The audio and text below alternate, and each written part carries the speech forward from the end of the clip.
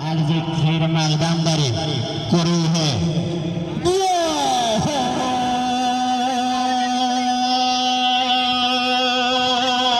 از بیرون ابریشم